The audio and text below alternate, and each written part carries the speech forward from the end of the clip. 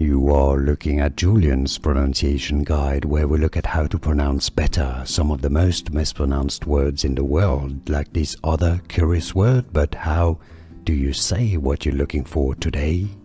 We are looking at how to pronounce these names and more confusing names of famous places in the UK in particular, so make sure to stay tuned to the channel to learn more, become part of the community.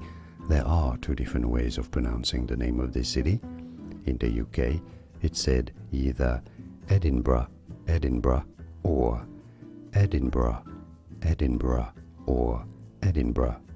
Locals call it Edinburgh often. And now you know it all. Like this video if you found it useful. I appreciate your support, much appreciated, and more videos for you here to learn more confusing pronunciations. Thanks for watching. Here are more videos on how to pronounce more confusing words and names too many mispronounced. Like this video if you found it useful. I appreciate your support. I'll see you soon and thanks for watching.